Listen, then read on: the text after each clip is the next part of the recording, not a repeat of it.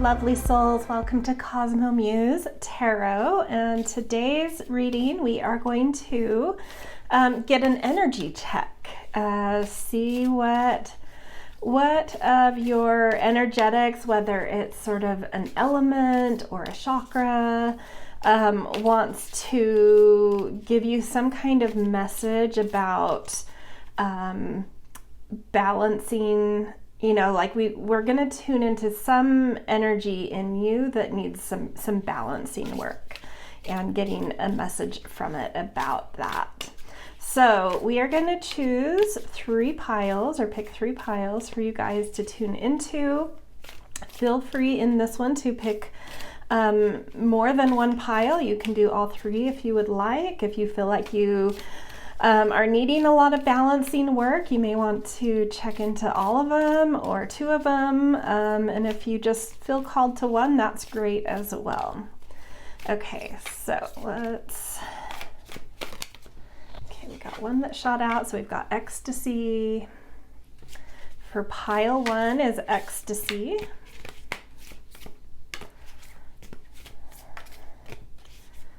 Pile 2 is rebirth. And pile 3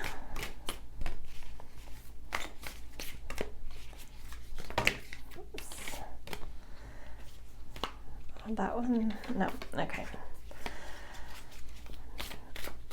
One more. See if we can get a jumper. Well, this one's kind of sticking out. And authentic expression. All right, so let me rework these out so you can see them nicely. So pile 1, ecstasy, pile 2, rebirth, pile 3, authentic expression. Take your time to feel into these 3 piles to see which one or multiple ones are really speaking out to you. Feel free to pause if you need to do so. When you are ready, timestamps are in the descriptions, and I will see you in your readings. Hello, pile 1. Welcome to your reading where we are going to get an energy check, see what kind of energy in you is wanting to give you a message about bringing more balance to it, or some healing, or whatever some kind of message is coming through with. And right away with ecstasy, I had this like immediate association with it, and I kind of sat with it like, is that right? Is that just, you know, me projecting my own association here, or is that feel accurate for something coming through in terms of like an energy check? And I've felt pretty it's felt pretty resonant. Nothing's kind of stuck out to say that's the wrong message. So I'm going to go with it for now. We'll see if different shades come in, if it morphs from here. But I was just watching, I think it was yesterday, from whenever I'm, from right now for me, was listening to this podcast, and it kind of just like sort of randomly came up. They were talking about, the feel-good hormones like dopamine and oxytocin. And I wish I could remember the guest it was so I could direct you to the podcast episode, but it was definitely the Diary of a CEO was the podcast. It may have been, I don't remember, I'll try to find a link to it for you guys in the description. It may have been, I think her name's Mindy Pelz or something. She wrote a book called Fast Like a Woman or something like that. I'm pretty sure that's the guest, but I'll make sure and put a link. Anyway, somehow they were talking about oxytocin, which is one of the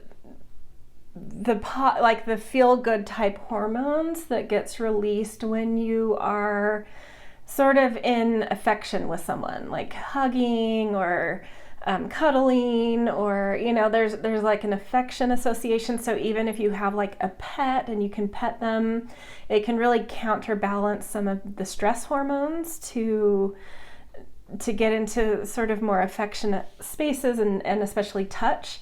And you can even do sort of like self hugs and stuff if you want.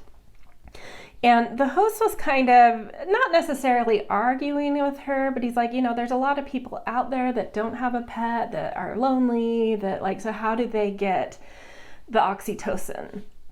And something came up, one or the other was talking about how different cultures even maybe have different ways of getting into states that release oxytocin. And like there was a trip to Bali that one of them took, and there's like, they had talked about how there's these regular like ecstatic dance groups, which is something you could even do on your own, where you're just kind of letting go and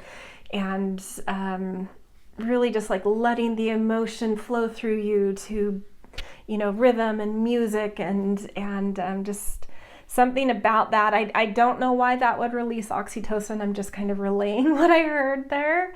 And so I am getting this sense initially, we'll see where it goes from here, initially that like maybe the thing that's talking to you is in terms of like an energy check is like a need for more oxytocin in your day-to-day, whether that's through affection or whether that's because this card is coming out doing something that just like hypes your energy, where you're dancing, where you're letting loose, where you're just being in your body, feeling your body. I do think that there is that, you know, because they talked about even like self-hug or self-touch. Maybe there is something with that ecstatic dance where you just get really, really into your body, so that affection is kind of turned on in some way. And that's something I'm feeling here. There may just need to be a letting loose of like your body, and I think like dancing, you know, find an ecstatic dance group if that sounds fun to you, but if that doesn't, just like make this morning routine for a little while, or an evening routine, whenever it feels right to you. Maybe you need that oxytocin at the end of the day or the start of the day, or a little bit of each, or maybe you need it midday, to just like put on some music that's sort of like drum beats. You know, it doesn't have to be like your favorite song, something that has more of almost like a trance feel to it, and like drumming that you can just like really just kind of let your body dance and go and kind of get lost almost in a trance state with it, but not, you know, but in an active way. So you're in your body and you're moving your body. I think there's something here about, the energy check wanting to pick up on like, how are you getting your oxytocin, and specifically for a lot of you, how might you do that through some kind of ecstatic, like getting yourself into ecstatic states, like more trance states, but in an active way. Okay, so we are also going to pick an animal card.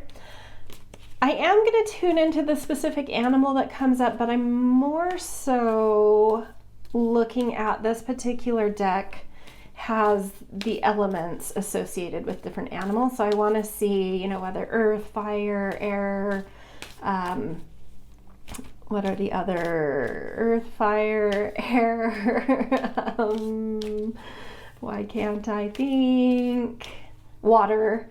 And then I think there are some spirit ones, but those spirit ones connect specifically to different chakras. So we'll see what comes up. I'm mostly looking for that, but then we'll tap a little bit into the animal as well to kind of get a bit more out of this. I'm feeling this card. Well, so water, emotion. Yeah, that makes sense. Really, and with the well in conjunction with the water element, something that definitely confirms to me about something with a trance state and getting really, really deep into your body and there's something about that coming through that, like when you can get actively, deeply entranced in your body, it's like allowing the depth of your emotions to come further up to the surface. further in touch with your consciousness. So I think maybe there's some very, very deep things, whether it's things you need to release or wisdoms that you hold that are needing to be more honored. It could be a little bit of both of those, but whatever kind of resonates for you, whether it's some kind of release of something that's really, really deep, or tapping further into some deep wisdom you have. But there's something about, oxytocin or doing something deeply embodied in this very pleasure oriented way. So not going for like a 20-mile jog, not something that's like pushing endurance and body, but like getting you into body and into rhythm that just taps into something, deeper. And specifically here, like some emotional strength, some emotional depth is really, I think, craving to be tapped into here. Okay, let's get a soul's journey card to even get further, more specific here.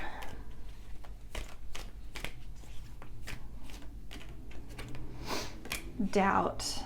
Oh, I like this. I release the need to know all the answers.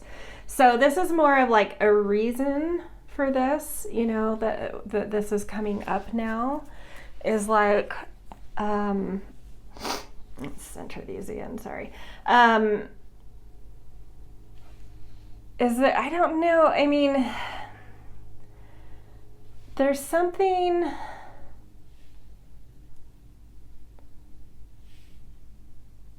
that your depths, that your deepest emotions and wisdom may be trying to ask you to do, but this lack of feeling connected to yourself in a positive way and feeling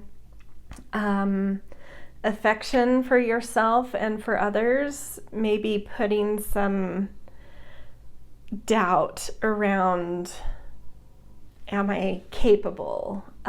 Is it the right time? Do I have the skill or the time or the talent or the energy? There's just some kind of doubt that like getting much more deeply in touch with your body, and especially in a way that allows your deepest wisdom to rise up, will just sort of like conquer that. I feel like this whale just kind of like being like breaching the surface of the ocean and swallowing this doubt up and taking it back down. There's something deep within you that is so capable of being like squashing some kind of doubt. But to unlock that whale that's going to come up and, swallow that doubt, you have to release yourself in just this more open, loose, literally ecstatic way. So it's just like moving, it's like you're moving something and moving back into your body, and in a way that feels good to you, in a way that you love. It's gonna unlock something that I think will surprise you, that's so much stronger than certain doubt you're currently holding. And this specifically saying, like, I release the need to know all the answers. So like for some of you, you may be wanting to do something that feels like over your head, or that you're a beginner at, and just like, do I even want to like start again in life in this, around this, or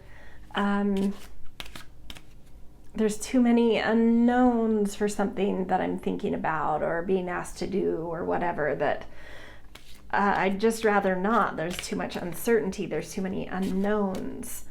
And I definitely feel a relationship that need to know versus ecstasy. It feels like control versus surrender and going with the flow.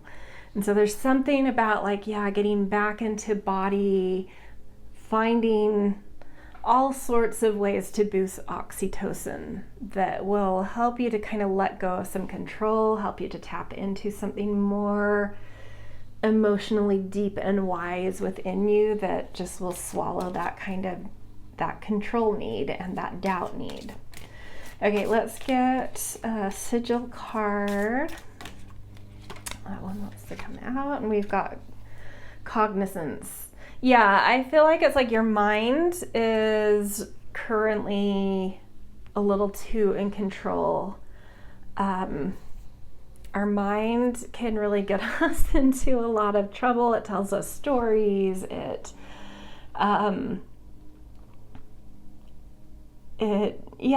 just creates a lot of assumptions. It creates a lot of stories. It ramps up our nervous system with all kinds of fears. And so, especially with the word cognizance coming up, it's like even just acknowledging that it's like your mind is in too much control right now, and you need to kind of let loose and let something deep and ancient and wise come up. I feel like even just acknowledging that is the first step, and a really good positive step in the right direction right now for this energy check. Time to kind of let loose a little bit.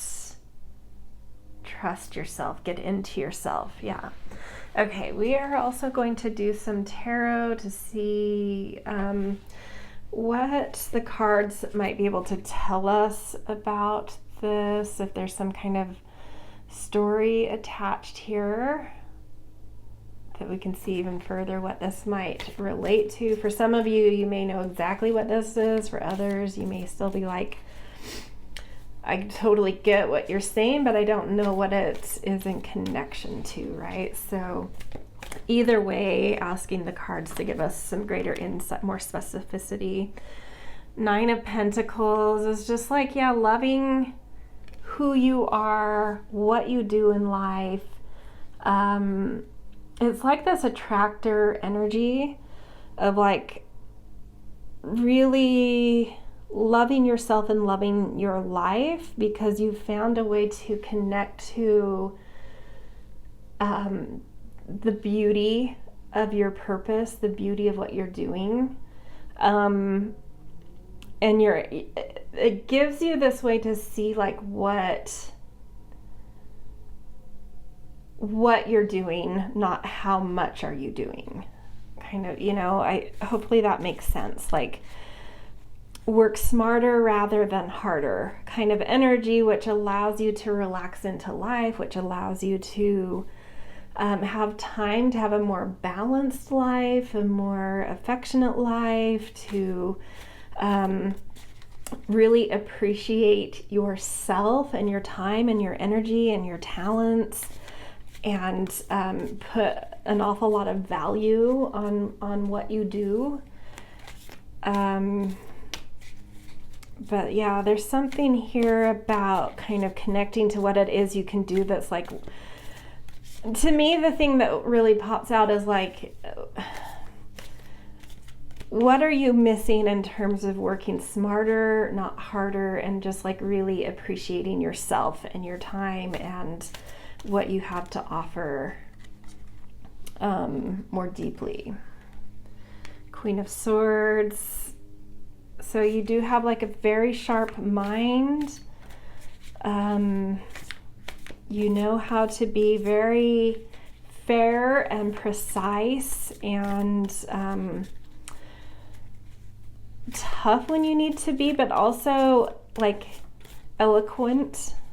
There's like a very balanced mind going on here. And are you giving that balanced mind enough value, or are you letting it kind of like run wild? With that cognizance card, it's like don't worry about being smart and precise, like you just are. You're already centered in that. So like, how do you add heart to that? How do you add a sense of sort of grace to that? And that means kind of joining your heart here, and your heart allowing you to place more value on what you naturally already have, instead of like getting, like when there's a disconnect from the heart with this kind of Queen of Swords energy, it might get a little bit sharp, it might get a little bit cutting, and it might overwork itself, not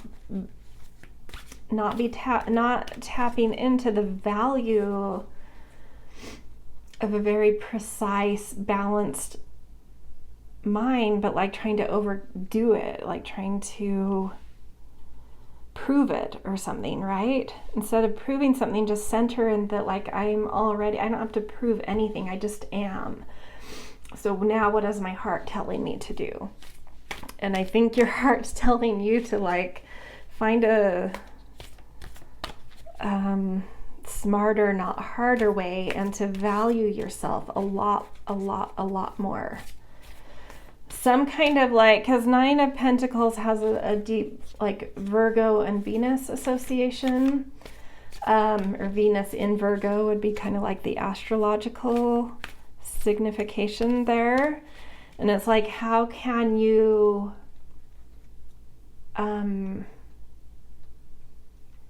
make what you do pleasurable, and ask for what it's worth?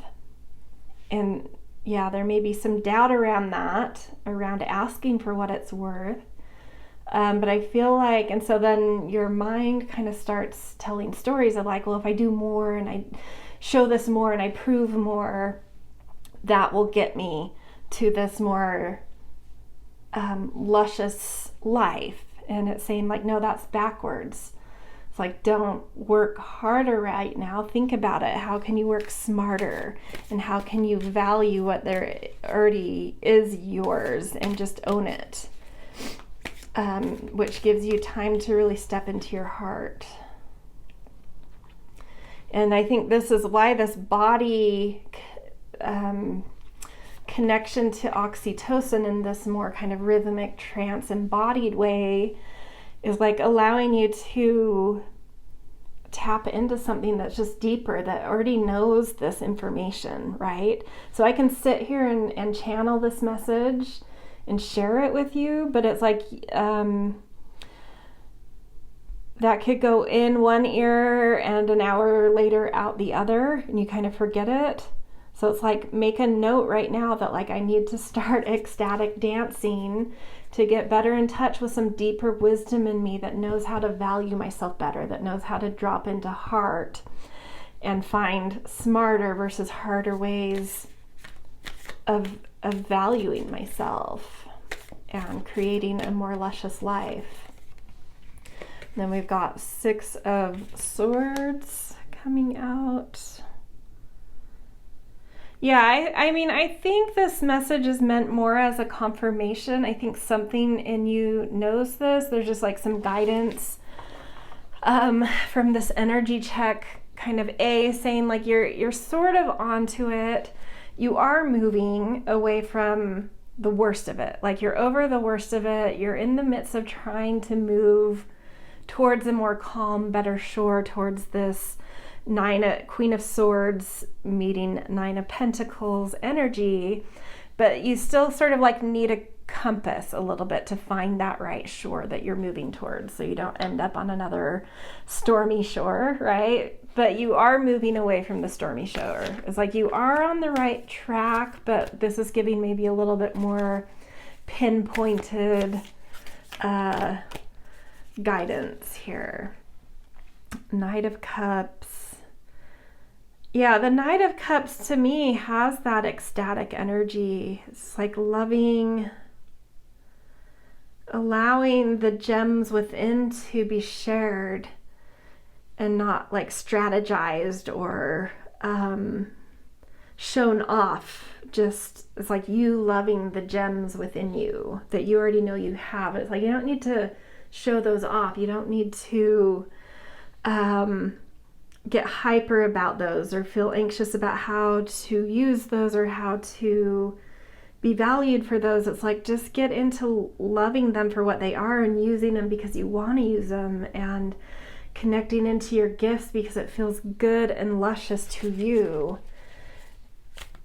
And then I think that that's something that kind of moves you further into heart and out of like overdoing the mind. And something will like click in here. Okay, so last tarot, 9 of Cups, wish fulfillment. So you're on the path here. This does, yeah, like I said, this feels more like a confirmation, but with this like, you know, but you'd still need like a little bit of guidance and, you know, a little bit of a compass. Keep going. Something about losing yourself into some embodiment to make some oxytocin kick in is going to keep you on the right track here. I feel like distilled down, that's what you need to know, and that is leading you to a shore that is wish fulfillment, that is a life that feels luscious, and a life that really honors and values your natural capacities. Okay, to end, we're just going to get a nice divine feather message to leave you with. Eagle, you are learning all aspects of spiritual connection and reaching new heights. So yeah, there is like, I love this coming out to like spiritual connection in association with finding that ecstatic state, finding a way to tap into an ecstatic state, and some oxytocin releases is like, this is confirming like you are learning something about this, and it will help you to reach new heights. So keep going. All right, that's where I'm going to leave you guys. I hope this message resonated, this energy check. If so, I always appreciate support with likes, shares, subscribes. Always grateful for kind and thoughtful comments. And yeah, just thank you for sharing your time here, taking some time to allow me to read for you. I enjoy it. So yeah, I hope to see you in future readings as well. Hello, Pile 2. Welcome to your reading where we are going to get an energy check for you guys. And the card you picked was Rebirth. So your energy check, some guidance coming through around balancing some energy or guiding some energy, or tapping into the wisdom of some energy, is kind of centered around a potential rebirth that's either coming or that you are currently going through. Which makes sense. Rebirths can actually be a very confusing time. A lot of times you hear that word rebirth and like immediately it feels sort of exciting and like, yeah, fresh slate. But there's a lot of complex things that surround a rebirth. There's a lot of having to kind of let go of old chapters. Sometimes we're not prepared or ready to, and that can feel tumultuous. It can feel complicated. It can feel overwhelming. Oftentimes as we end one phase and then before we step into the rebirth, we're kind of in this liminal space where it sort of feels like nothing's happening, which can be like a frustrating thing to experience. And then when the actual rebirth comes, if you think about it, like a baby being born, sometimes that can, like some babies come in easily and seem chill, and some it takes a long time to labor them, and some they come out and they're just fussy and unhappy, so like a rebirth doesn't guarantee that it feels good to be rebirthed. Sometimes we aren't looking for the new slate, or it's jarring, or it's scary, or it kind of like, we feel out of our depths, you know, we don't know what's going on. We're kind of plunged into the middle of something that's like, where am I? What's happening? What is this language? Who are these aliens? Like, what's happening here? This feels so strange. So my sense is that this is coming up because this rebirth is in one of these stages that's more difficult, where it's like either you're still working to end out a cycle and that is proving difficult, you're in a liminal space, which is frustrating, or you have kind of stepped into the rebirth and you're sort of like, what is that? Like, where am I? What's happening? Like, what is this kind of thing? Like, it's you're still in like a little bit of like deer in the headlights. Like, what have I just stepped into? So we are going to do some more oracle cards to get more insight into this, kind of tap into what's going on here and how your energies are trying to communicate with you right now to bring some guidance around this. So first we're going to do this spirit animal deck, and I will tap into the animal that comes out, but initially I'm looking for the element. So these animals all come with an element, or they have like the element that is spirit, but in this deck those are all connected to a chakra. So an animal and an energy, like an elemental energy, might help us to understand a little bit more about this rebirth and some guidance from an elemental kind of energy in you. So we've got a hyena. Yeah, you may feel like your life has kind of been turned on its head a little bit. I believe the upright, I believe this is fire. I'm like 97% sure, but I'm just gonna make sure really quick in the book. I should have made sure of all the different symbols before I started. Yeah, this is fire. So fire has something going on here. You may be feeling impetuous. You may be feeling a little bit heated, excitable, like not really sure where to direct some energy, heated, impetuous, sort of like getting yourself in over your head before you're ready to do something. That very much so with a rebirth could be what's happening here. That actually feel it fits very well. That like I think you probably have stepped into this rebirth already, but it feels how you may be perceiving it though. You may not recognize that it's a rebirth because you're perceiving something happening as if like life's just been turned on its head. But it's just like you've stepped into a new world, right? You've stepped into a new chapter, I would say. And so the energy that then is kind of coming out of you is maybe like a little bit potentially snarky, potentially a little bit defensive or confrontational. But there's definitely kind of like a primal energy coming off of you because it's sort of like, whoa, what happened? Like life is upside down right now. It's not upside down. You're in sort of a rebirth. You've rebirthed into, this feels like a bigger thing to me, not just like you've rebirthed into, you know, this aspect of life has rebirthed. This feels like saying you've rebirthed into a new world. So a lot of things could feel mixed up. A lot of things could feel upside down. You may be experiencing what you perceive as delays, hiccups, detours.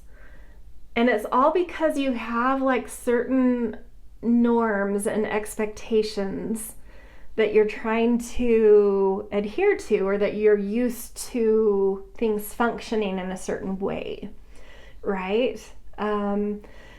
So, you know, I'm in the United States, and so like, let's talk about this as if you're out on the road driving. You have lights that you come to that red is stop, yellow is, either speed up and go, or this is get ready to stop, or you have green, which is go. You have stop signs and yield signs, which mean different things.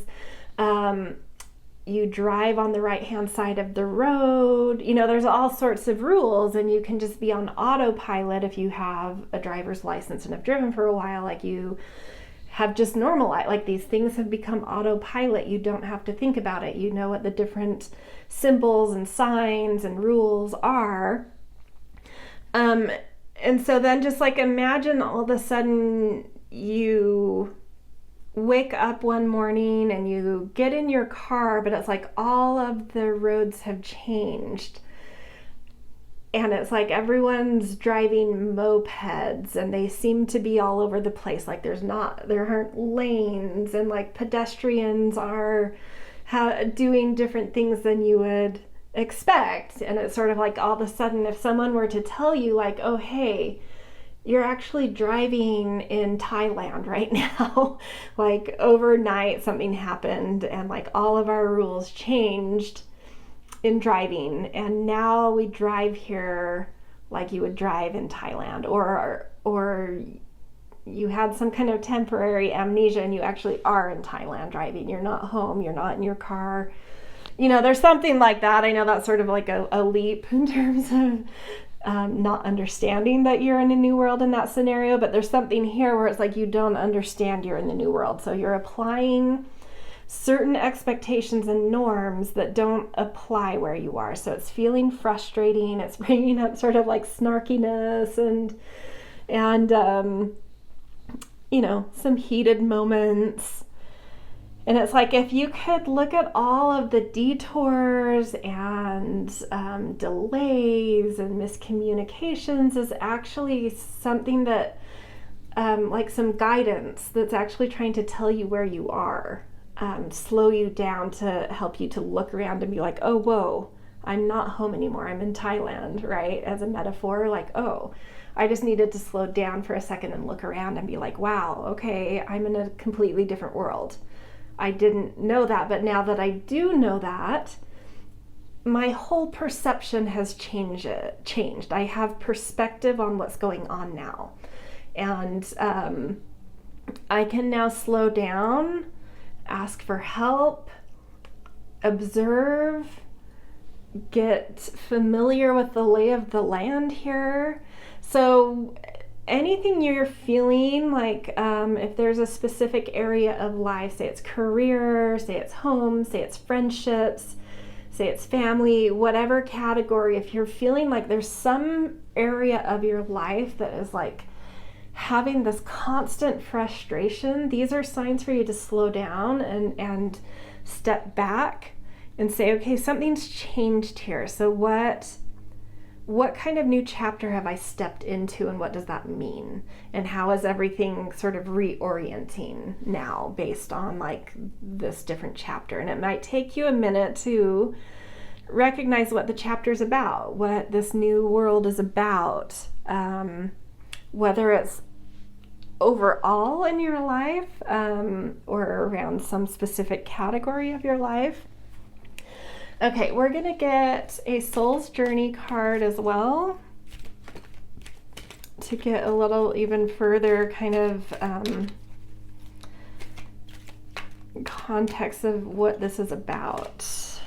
Humor. I choose to focus on the lighter side of life, which is funny, because it's bringing up a side of the hyena I didn't really plug into, because it just wasn't sort of the thing that was coming for me with hyena. But there is this other side of the hyena that is a little bit of the trickster, the jokester, and it's sort of, I think this is saying like, okay, you need to also talk about that side of the hyena as like, if you can keep a sense of humor, this change, this rebirth will be so much lighter and more enjoyable, and you will actually tap into like really being able to see some certain things in life that you normalized, that now in this kind of new chapter or new setting or new world,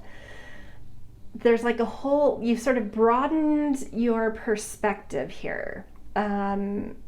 It's shaking up your perspective, it's broadening your perspective, and you can kind of look back at the past chapter and be like, that's so weird that I normalized that. That's so funny.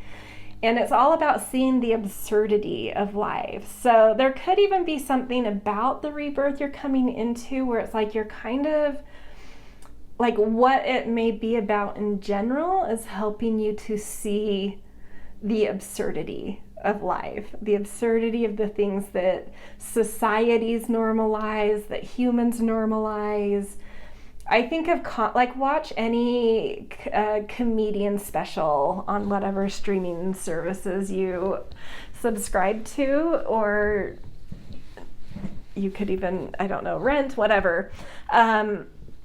They have such a knack for being able to look at behaviors and people and circumstances and just all sorts of norms, and being able to like so seemingly easily point out the absurdity of it. Like, this is all absurd. And so I feel like if once you really step back, observe, acknowledge you're in something, you know, something different is happening in life, you're all of a sudden going to acquire this new skill set of being able to see the absurdity of things and being able to enjoy that with humor, find it funny, right? Not it sort of shaking you and creating mental health issues, but being able to like enjoy it and find it funny and probably connect with people because of that sort of ability coming online. Yeah, that's the way I'm feeling it here. Okay, let's get a sigil card. It's our last oracle card. We'll also do some tarot after this.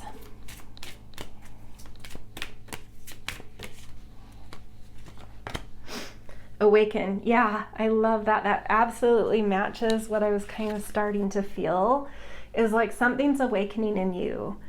And whatever this rebirth is about, it's like you are really acquiring this ability to like really see through the norms, see through behaviors, see through patterns, and have a whole different set of lenses to see life through.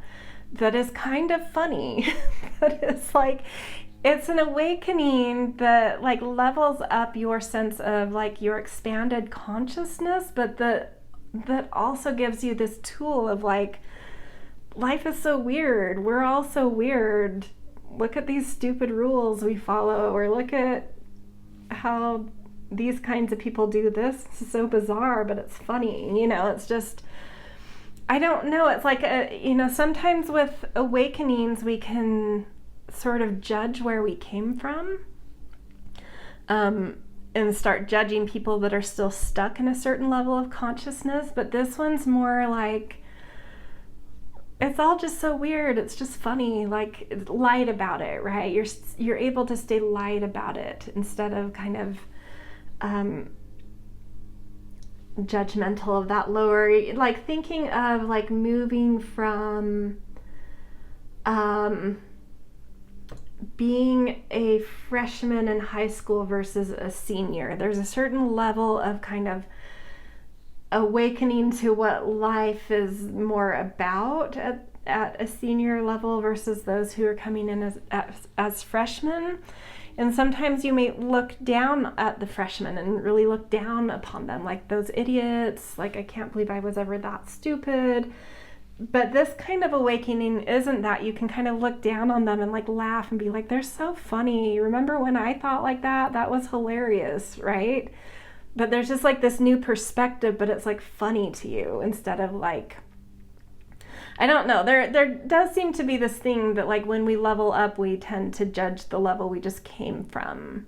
And so that leveling up, this new world or chapter you're in, that looking back isn't judging, isn't like, ugh, I was so stupid to think that, or look at all those stupid people still doing that. It's just like, it's life. That's, a level people are at. It's a level I went through, and it's kind of funny to watch now. Like, yeah, so I think I like it. I think it's, but I understand like where you might be right now, like until you understand you've changed into like you've stepped into a rebirth, you're still kind of like, wait, why is nothing working the way it was supposed to? It's like, because you've had an awakening. And there's that level, that quality and leap of awakening you've had is completely different rules here. And it's just like you're still trying to use the old rules, but they don't work here. Okay, let's do some tarot to see if any kind of story kind of wants to present itself. Two of Pentacles. Let's get a couple more. Two of Cups in reverse. So 2 twos. The Star. I love that. The Star is totally awakening. New hope, new vision, awakening. And this to me is indicating that like a little bit about the chapter you've been in, where you are right now in terms of the awakening, and then I think the next two cards will show kind of like where it's going, what will come with that Queen of Wands. Beautiful.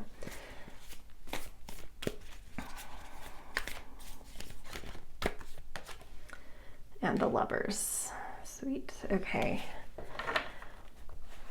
Yeah, and I do appreciate seeing it reflects what I said in terms of like a very large quality leap of awakening, not just sort of like a new step, and a new step is like you've leaped. And that is confirmed here in terms of getting just like 2 minor arcana cards before the Star, which I'm reading as the awakening. And then after we have a major arcana and a court card, which are a little bit more, have more gravity to them. So moving from a stage of like, it feels like being in the rat race, and that destabilizing a sense of balance in life, and specifically here sort of a balance of like really attending to heart, soul, really deep kinds of relationships, not superficial like friendships and friend groups and clubs and communities and societies and just that kind of buzzy connection. It's like true, really, really, really deep friends, like, and deep lovers and deep connections. It's like that was kind of put, or just like not even, like this doesn't even seem like you purposely, it was like it was overlooked, right? Because you were maybe balancing too much with career, putting this emphasis on accomplishment and achievement and appearing like you can hold it all and do it all, and kind of like a powerful force in the world. But it really wreaked havoc on your soul and deep, really, really deep relationships in life. And I don't know if something's happened lately where you've been like, you know what? When I leave, all I leave is like the love I leave behind, like the people I've connected with, the people that will remember me because of what we shared together, all those achievements, all those positions, all those awards, all that seeming capable and competent doesn't come with me. The money doesn't come with me. The honors don't come with me. Unless you're somebody like George Washington or, like a president of the United States. But even then, it's like, it's interesting. I've heard this question on multiple podcasts lately.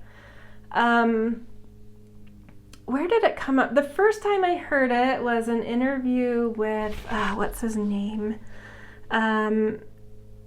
It's totally escaping me, but he's a big movie star, and in the last year or couple of years, I don't know exactly when it happened, but like he got run over by like a snowplow or something like that, because he was like pushing, like his nephew maybe or niece or something was about to get hit by it, so he saved them. But he sustained massive injuries and broken bones and whatnot, and was in the hospital and shouldn't have lived. And he was saying how in this interview or this podcast that like he used to get a lot of, like obviously if you're a recognized celebrity, you go out and people want your autograph and they're like, I love that movie. And he's like, now I go out and I rarely get people mentioning those movies. They know something about my character. They know what I would do to save someone I love. They know this really deeply personal, transformative story. And I didn't realize how, I'm probably putting words into this interview, but like the gist of it was sort of like really seeing that like he feels recognized now for who he is, not what he's done in life, but who he is. And I feel like something may have happened recently where that has sunk in for you, where it's like what I do and recognition that comes for that is so much less important than who I am and being recognized for that. And it's like this whole kind of switch comes in. And once you start to recognize that awakening and take some time to step back and observe and kind of understand the new rules that you're in, it's like you really tap into your higher self. You really tap into bonds that are like coming from truly deep, authentic, higher self, like your higher self. Like if you don't connect to someone else's higher self because you're so connected to your higher self now, it's just like not worth it. It's not worth your time or energy. No judgment, no like, it's just like, what do I put my time into now? It has to come from this really deep, meaningful, character-driven, soulful place. And it's helping you to actually step into, paradoxically, like a more successful version of yourself. Instead of feeling like you're doing and juggling and holding it all, it's like you just kind of are powerful now and passionate and like passionately authentic, more inspired.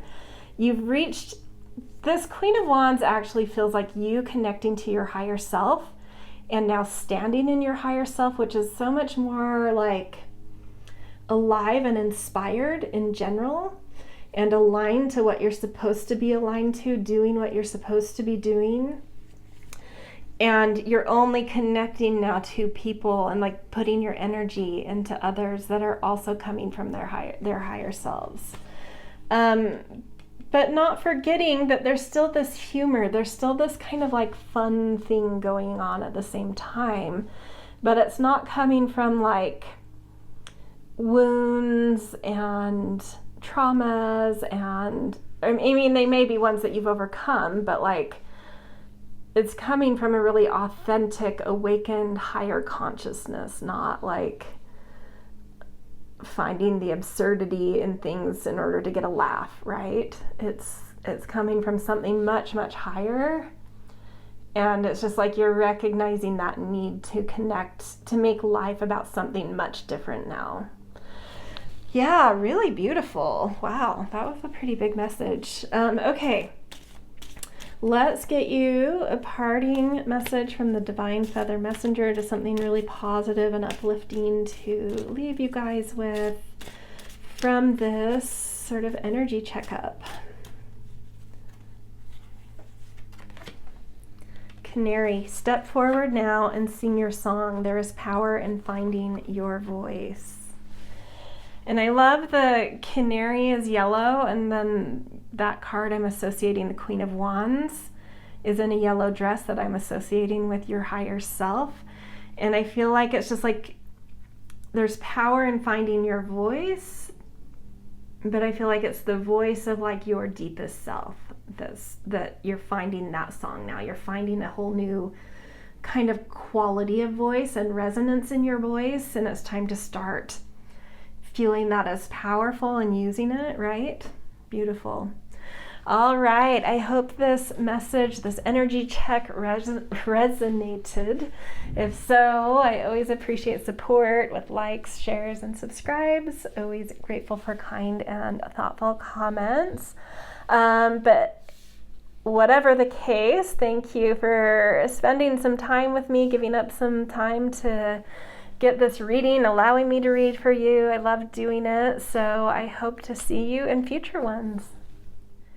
Hello, Pile 3. Welcome to your reading where we are going to get a message, kind of an energy check message. It may be some guidance from a certain energy in you. It may be a balance, a wisdom around how to balance something, or getting a piece of wisdom from a certain like energy in you. We'll just see what comes forward. So your initial card is authentic expression. So this energy check is sort of oriented around that.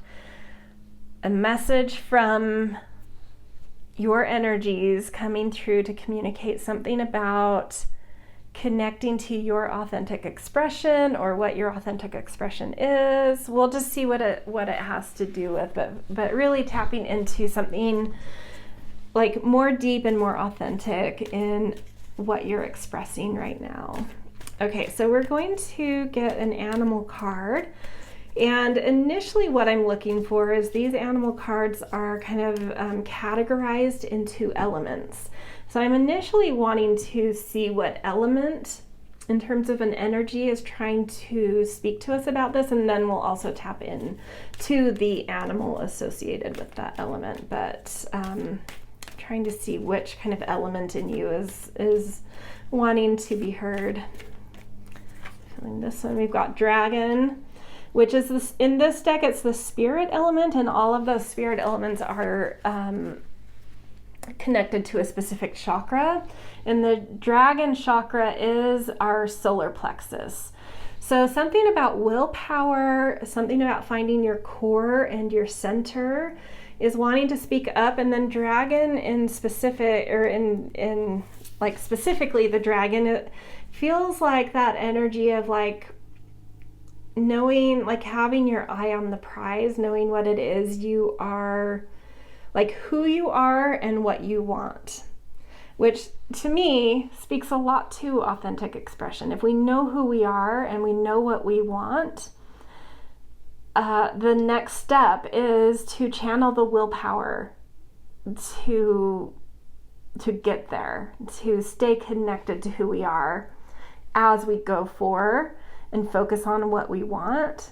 So something with your solar plexus speaking up about this. And I feel the phrase eye on the prize coming through. I don't know why. So I don't know if there's something that actually what is being felt here is like I think you maybe know, for a lot of you at least, what this authentic, it's like you have an authentic expression you would like to create or offer or develop, but it's something that's going to take effort, right? It's something that's going to take a lot of willpower. And I feel like the dragon is coming through to say, like, keep your eye on the prize. This is worth your time. This is actually very truly authentic. This is your true core authentic expression. So keep your eye on the prize. That's what I'm feeling coming through here. So whatever you need to do to pump yourself up, to motivate yourself, to create goals, to create accountability checkpoints, whether that's a family member, a colleague, a friend, a spouse, where you can say like, here are my step-by-step goals of like what I'm trying to do with this expression. I need you to check in with me at weekly or daily or monthly, whatever feels like would keep you accountable in some way. But that's a great tool you can use, especially if you're someone like me that has ADHD. The best thing you can do for yourself is give yourself deadlines.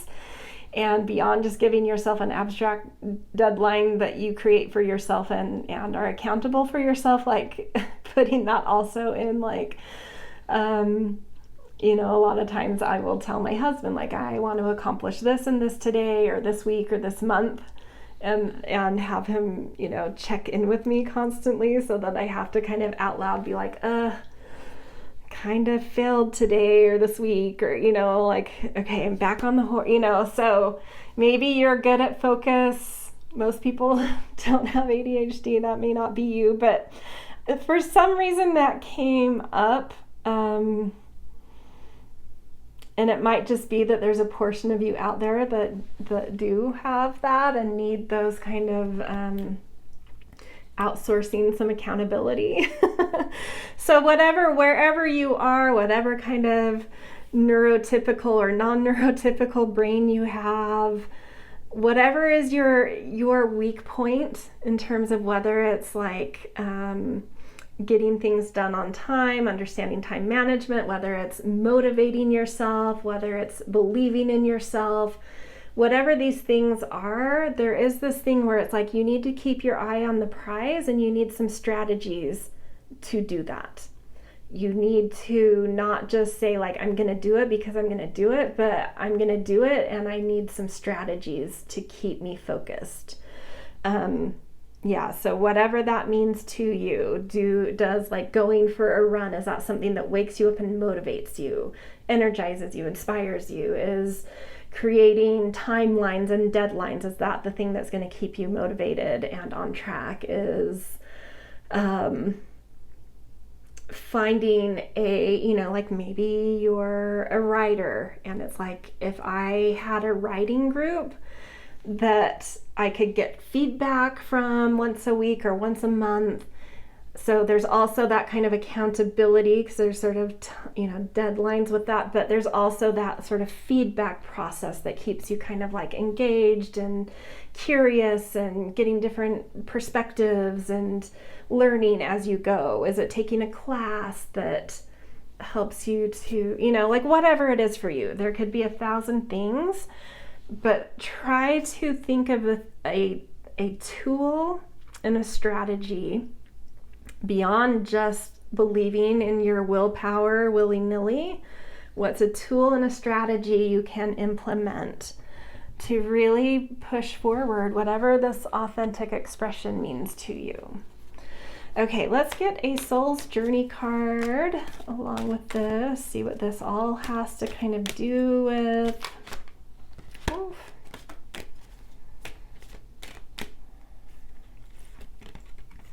Patience. I accept that everything happens in divine order. Right.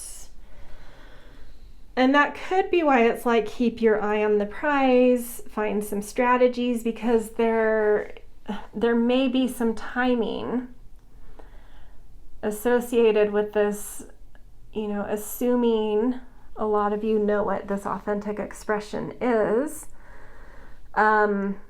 There may be a timing element to when it's sort of like ripe to actually be expressed.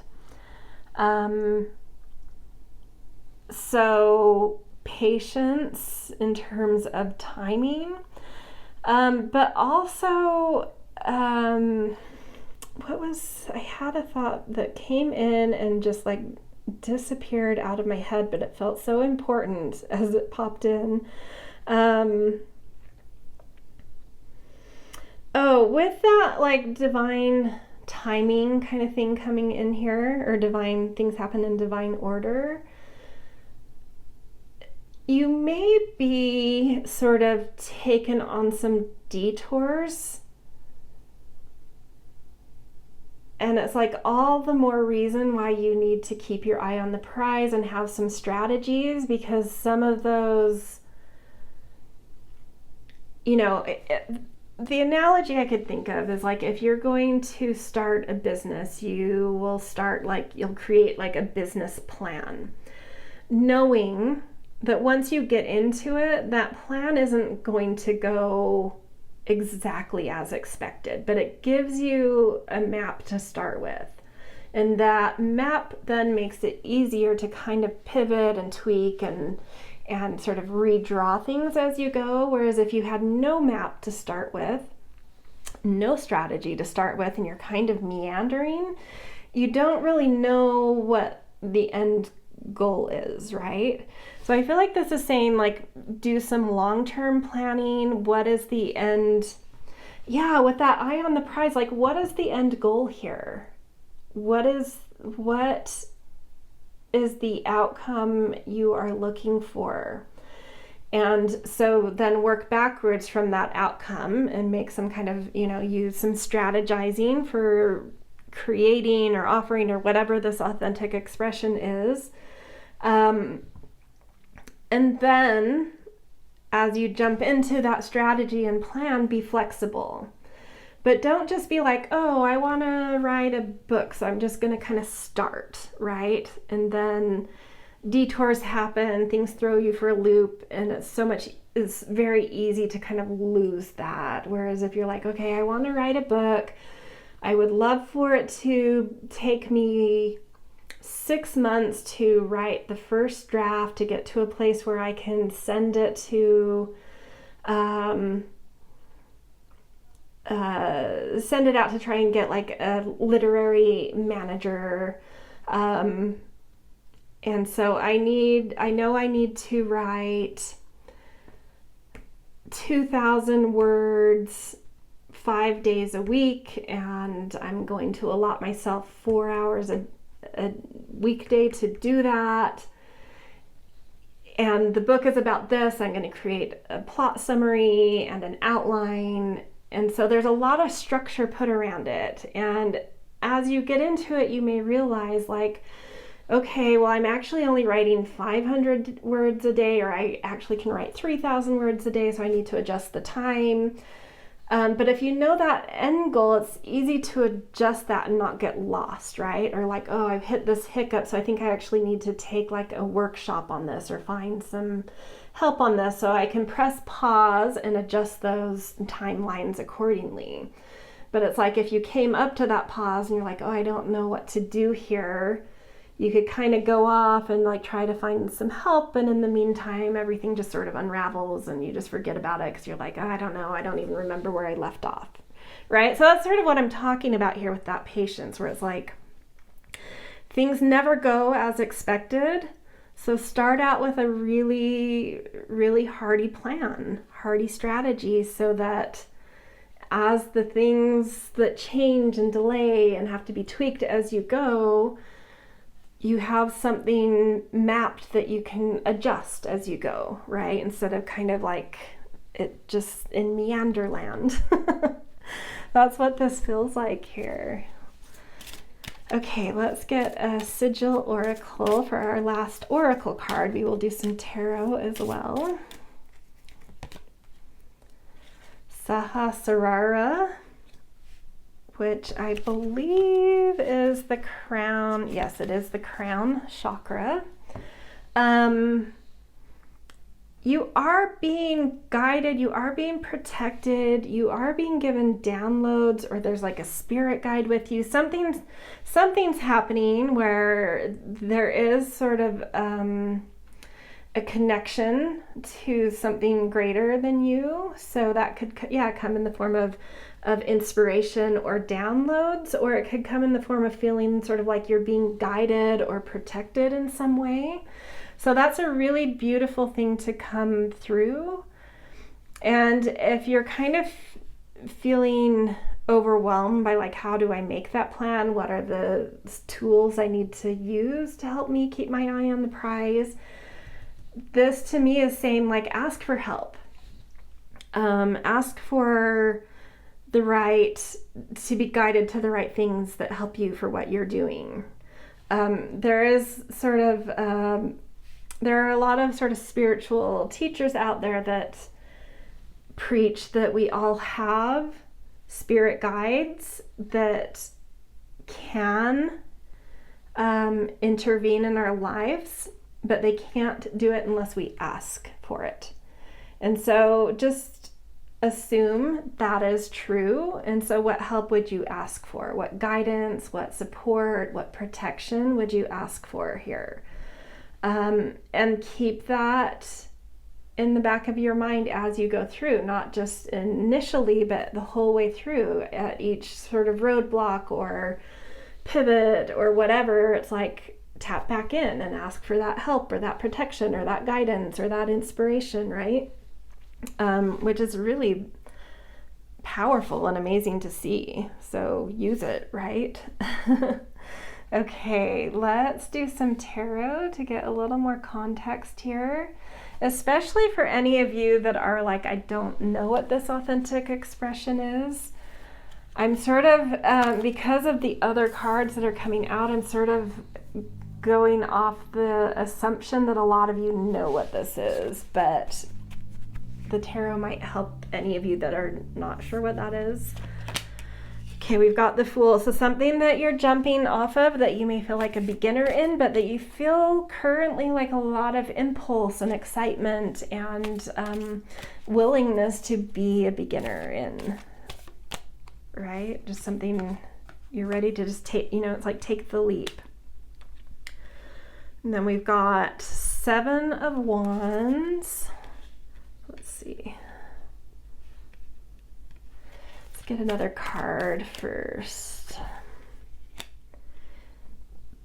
Ace of Pentacles with the Fool. This is like, yeah, it feels like some kind of expression where you're hoping for kind of like a material return or for it to add to your 3D life. So that could be in terms of like a business idea, or it could be something where you're like redoing a yard. So it's like doing something new with the 3D material of your life. So either financially or like literally molding your environment. So that might be a clue to some of you as to what this is talking about. What are you feeling like really compelled, really impulsive, really ready to take a leap with in terms of either like a money-making venture or molding something physically in your environment? Seven of Wands I'm still not connecting to for some reason, so let's get the other two cards out and see what that is. 10 of Wands.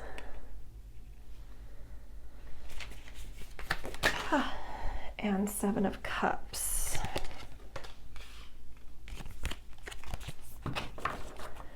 Okay.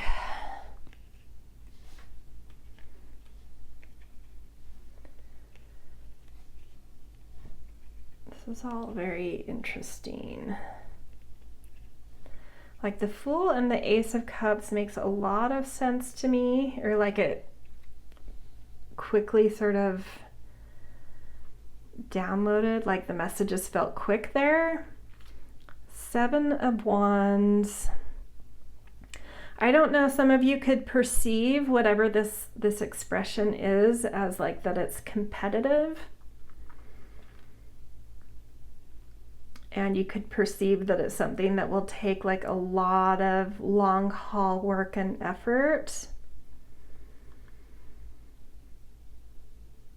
And maybe that's part of the patience coming in and part of the eye on the prize. Like, don't get too caught up in the competition. Do this because it's your authenticity. Don't worry about the competition.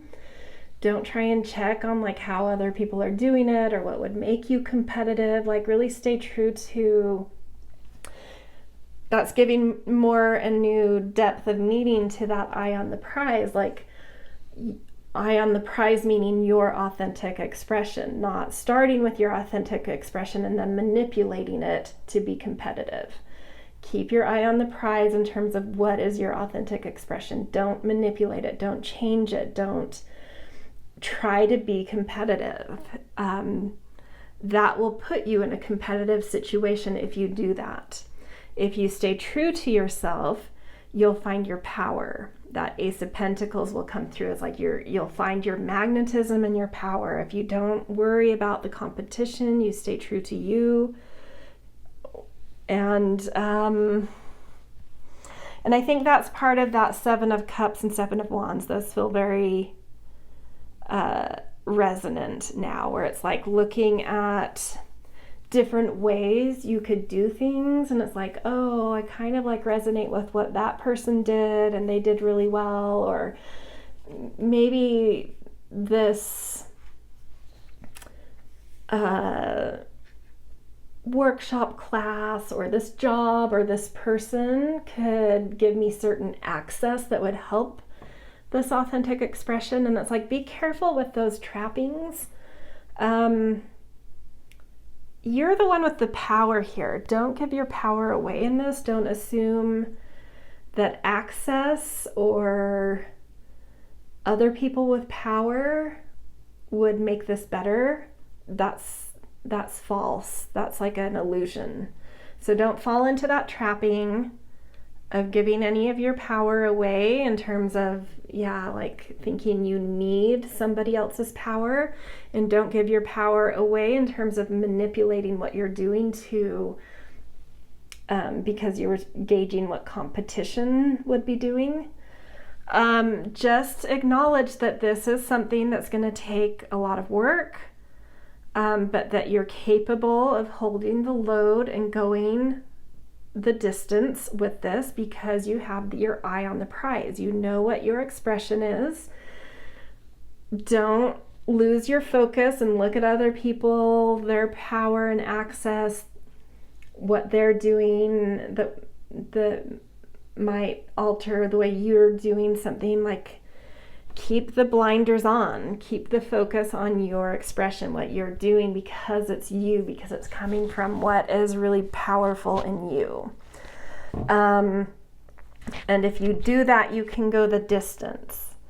And it is something that will require patience, but you have what you need to get there. Create, a map, create a plan, and then be flexible, but that will help keep you accountable and on track, right? So that feels kind of like the message coming through. Let's just end with a divine feather message. It already just fell out right as I picked up the deck. So just like a positive message to leave you guys with.